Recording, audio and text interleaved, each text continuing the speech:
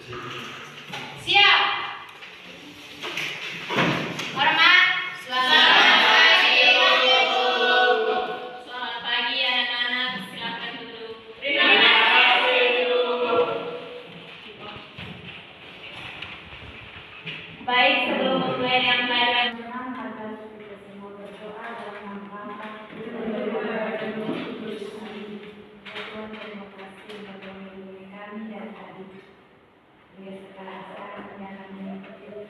pelajaran dimulai kami supaya kami bisa mengikuti pelajaran dari awal hingga akhir.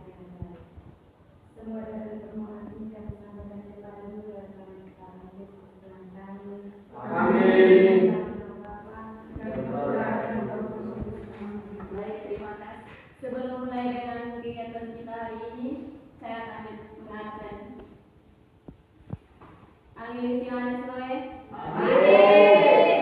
Anisya Molong. Hadir Ibu. Aprilia Tangan. Hadir Ibu. Argilaus dan Pakaian. Hadir Ibu. Landina Manduni. Hadir Ibu. Chelsea Unak. Hadir Ibu. Karmelita Abutai. Izin. Elizabeth Nicole. Hadir Ibu. Fabiana Akatakwa. Izin. Hermina Kuil. Hildegard Srika,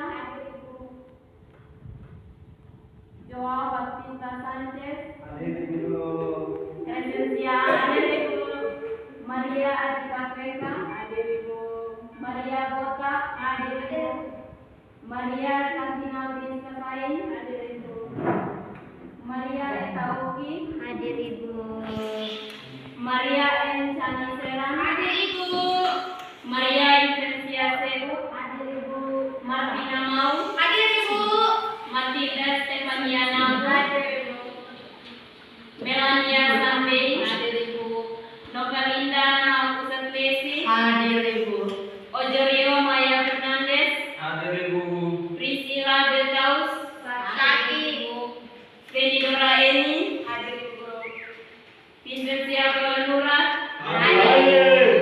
Vincentius Pas, hadir Ibu. Yohanes Baptista Toas Namis, sakit. Yohanes Devina Ambelia, hadir. Yovita Luru, hadir Ibu. Rosalita Hoarsera, hadir Ibu.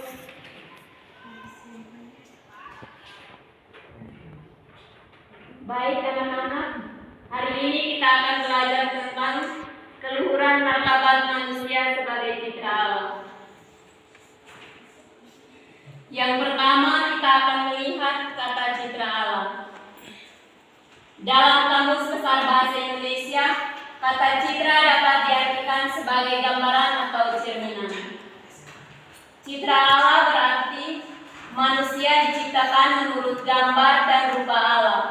Hal ini terdapat dalam kitab Kejadian bab 1 ayat 26 sampai 27.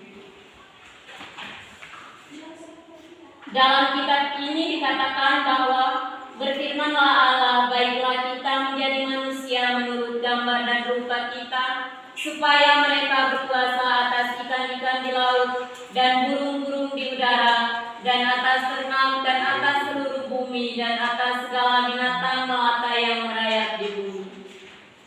Maka Allah menciptakan manusia itu menurut gambarnya, menurut gambar Allah diciptakannya dia, laki-laki dan perempuan diciptakannya mereka. Dalam kutipan Kejadian bab 1 ayat 26 sampai 27 ini jelas menyatakan bahwa manusia diciptakan menurut gambar dan rupa Allah. Tentang makhluk-makhluk yang lain tidak dikatakan seperti itu.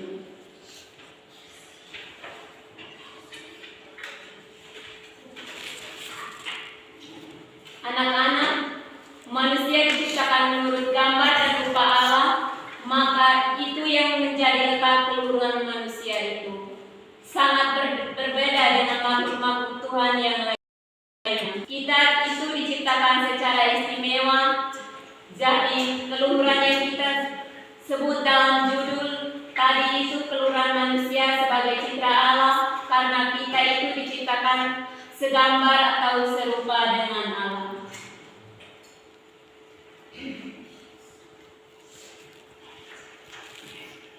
Manusia juga diberi kuasa untuk menguasai ciptaan lainnya. Menguasai itu diartikan sebagai menata, memelihara, dan melestarikan, mengembangkan, dan menggunakannya secara bertanggung jawab. Bukan berarti menguasai terus kita mau seenaknya saja dalam menggunakan alam ciptaan Tuhan. Terus tanpa merawat, menggunakan alam ciptaan Tuhan yang ini kemudian menjadi kritik kita sebagai manusia ketika kita diberi segala sesuatu oleh Allah untuk merawatnya. Kadang-kala kita lupa akan tugas kita. Kita hanya menggunakannya tanpa pernah merawatnya. Misalnya hutan-hutan yang gundul, kasus kebakaran, tanah longsor, itu karena akibat manusia tidak bisa menggunakannya dengan penuh tanggung jawab.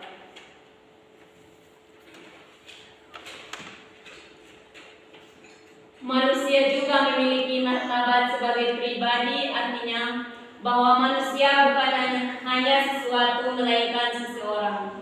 Sesuatu itu melambangkan barang, berarti dia tidak memiliki kehendak bebas, tidak memiliki akal budi, dan tidak memiliki hati nurani. Tapi kalau manusia sebagai seorang itu berarti manusia itu memiliki kehendak bebas, akal budi, dan hati nurani. Inilah yang kemudian menjadikan pribadi yang luhur sebagai citra Allah. Manusia mengenal dirinya sendiri, menjadi tua atas dirinya sendiri, mengabdikan diri sebagai orang lain, dan dipanggil membangun relasi dengan Allah penciptaannya. Itu sudah tertanam dalam diri kita bahwa kita itu secitra dengan Allah.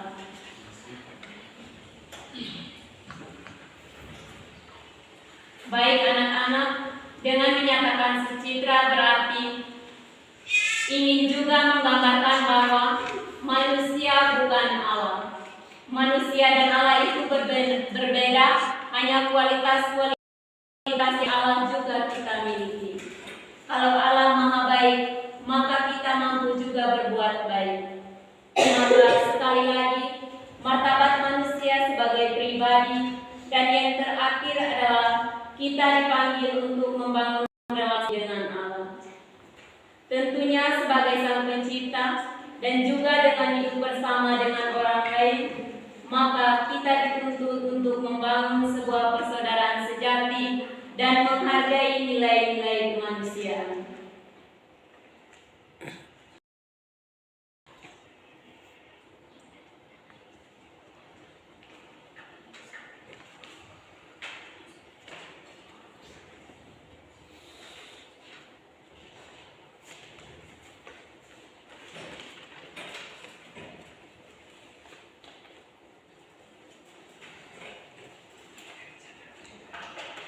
Baik, dalam kehidupan kita sering terjadi pelanggaran-pelanggaran tentang hak asasi manusia.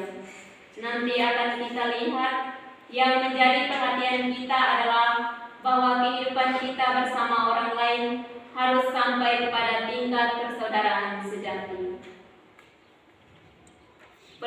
Persaudaraan sejati ini adalah persaudaraan yang dihayati atas dasar persamaan kodrat sebagai sesama ciptaan Tuhan dan persamaan kodrat sebagai citra Allah.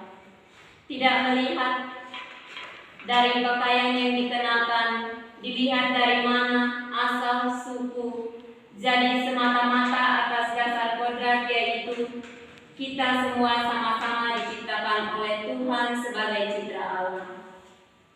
Persaudaraan sejati ini juga dapat dilihat sebagai tidak membedakan orang berdasarkan agama, suku, ras, ataupun golongan. Karena semua manusia adalah sama-sama umat Tuhan, sama-sama dikasihi Tuhan.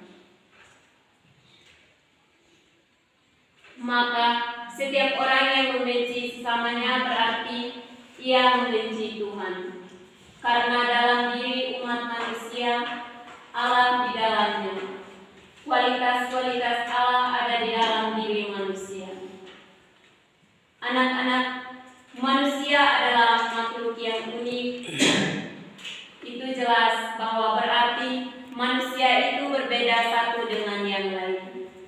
Tidak ada satu manusia pun di dunia ini yang sama.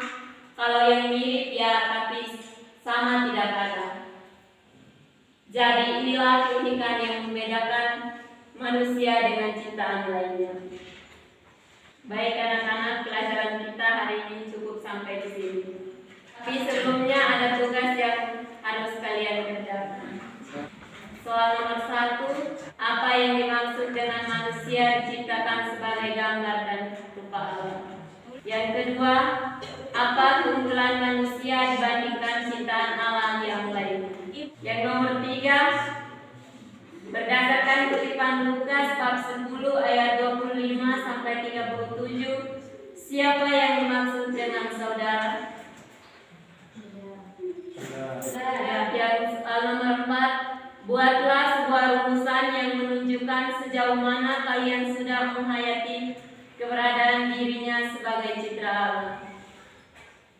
Yang kelima, bagaimana pandangan kalian dengan pernyataan bahwa semua manusia satu atau saudara? Yang keenam, sebutkan aksi nyata yang menunjukkan kepedulian Anda terhadap sesama yang berkebutuhan khusus atau sesama yang kurang beruntung. Anak-anak, pelajaran kita hari ini cukup sampai di sini. Sebelumnya satu orang maju pimpin kita doa.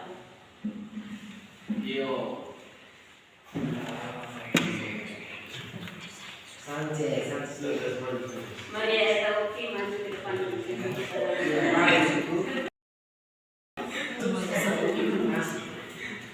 Marilah kita semua bangkit berdiri untuk menghadapi masalah. Marilah berdoa dan Bapa, Putra dan Roh Kudus. Amin. Ya Tuhan, terima kasih atas segala penyertaan-Mu sepanjang pelajaran ini. Semoga apa yang telah kami pelajari dapat bermanfaat bagi masa depan kami masing-masing. Kami tetap kami puji kini dan sepanjang segala masa. Amin. Dalam nama Bapa dan Putra dan Roh Kudus. Amin.